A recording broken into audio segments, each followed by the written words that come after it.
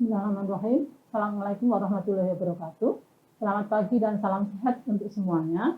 Kali ini saya akan menyampaikan perkuliahan fisiologi tanaman dengan materi transpirasi. Transpirasi adalah proses keluarnya air dalam bentuk uap melalui permukaan tubuh tanaman, terutama daun.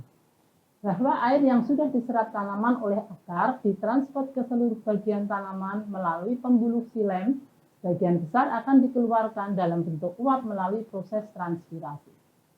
Sebagian besar air keluar dari tubuh tanaman atau daun melalui stomata sebanyak 80%, cuticula 20%, dan lenticula 0,1%.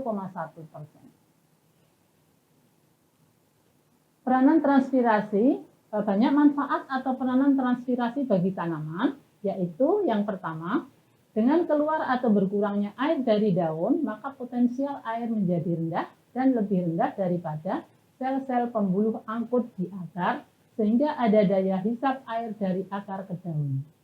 Yang kedua, dengan transport air dari akar ke daun, garam mineral yang terlarut dalam air otomatis ditransport dan sampai ke daun juga. Yang ketiga, terjadinya transport air dan garam mineral dari akar ke daun, maka mendorong berlangsungnya fotosintesis dan respirasi atau metabolisme tanaman. Yang keempat, dengan banyaknya hasil fotosintesis tersebut, mendorong translokasi makanan atau hasil fotosintesis ke seluruh bagian tanaman. Yang kelima, dalam proses perubahan air menjadi uap pada proses transpirasi, diperlukan energi yang digunakan dari energi panas sinar matahari, sehingga tidak terjadi akumulasi energi panas dalam tubuh tumbuhan yang dapat mengakibatkan kekeringan pada tanaman, sehingga suhu tetap terjaga. Yang keenam, secara tidak langsung mempengaruhi proses fotosintesis dan respirasi. Yang ketujuh, diduga berperan dalam translokasi makanan. Sampai pada mekanisme transpirasi. Jadi mekanisme terjadinya transpirasi ini adalah air dari pembuluh xilem masuk ke ruang antar sel dan berdifusi ke mesofil sel. Selanjutnya, air akan keluar dalam bentuk uap secara difusi, terutama melalui stomata saat membuka. Di mana membuka dan menutupnya stomata dipengaruhi oleh faktor lingkungan atau eksternal dan faktor internal. Mekanisme membukanya stomata, apabila tekanan turgor sel penjaga meningkat, maka stomata membuka. Sebaliknya, bila tekanan turgor sel penjaga menurun atau rendah, maka stomata menutup.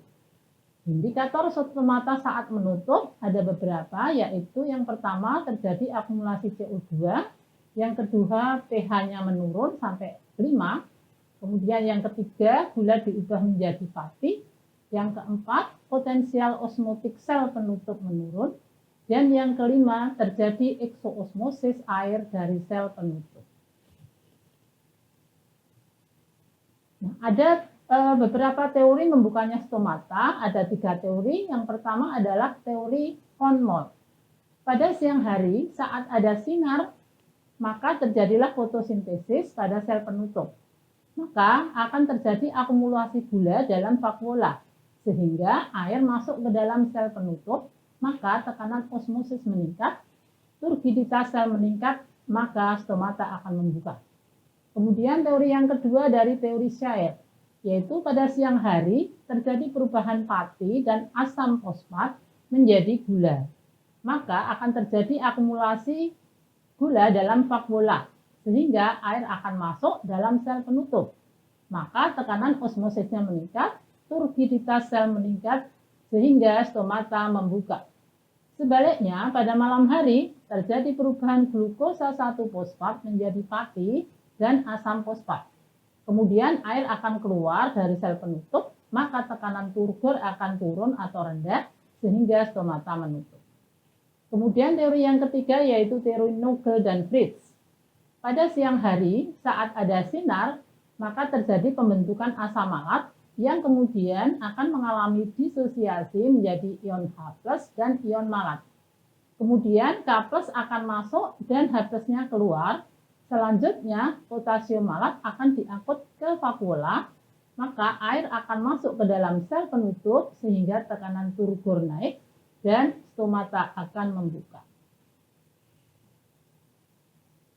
Nah, kemudian tentang pengendalian stomata, bahwa membuka dan menutupnya stomata dikendalikan oleh tekanan turgor sel penutup. Saat sel menutup mengambil K+ secara aktif menggunakan energi ATP, maka air akan masuk ke dalam sel penutup sehingga tekanan turgor meningkat, maka membukalah stomata. Sebaliknya, bila K+ keluar dari sel penutup, maka air akan keluar juga sehingga tekanan turgor turun atau rendah, maka stomata akan menutup. Nah, kemudian tentang faktor laju transpirasi, bahwa ada dua faktor, yaitu faktor internal dan faktor eksternal. Nah, untuk faktor dalam atau internal, yang pertama, frekuensi stomata. Frekuensi stomata ini merupakan jumlah stomata per unit luas permukaan daun atau stomatal index. Sedangkan indeks stomata ini adalah jumlah stomata tiap atau jumlah sel epidermis per unit luas yang sama. Semakin tinggi frekuensi stomata, maka kecepatan transpirasi akan semakin tinggi. Kemudian yang kedua, ukuran stomata. Semakin besar ukuran stomata, maka semakin banyak air yang keluar dalam bentuk uap atau transpirasi. Sedangkan yang ketiga, struktur stomata.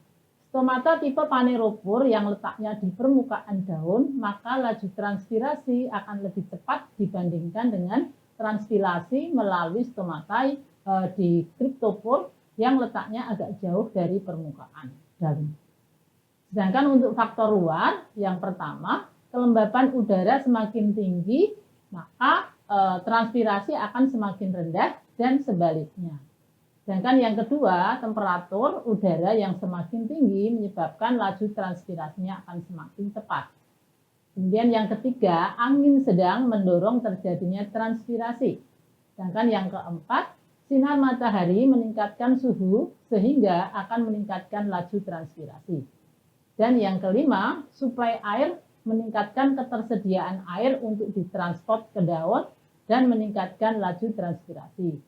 Sedangkan yang keenam, penyemprotan dan peningkatan kelembapan udara menghambat laju transpirasi.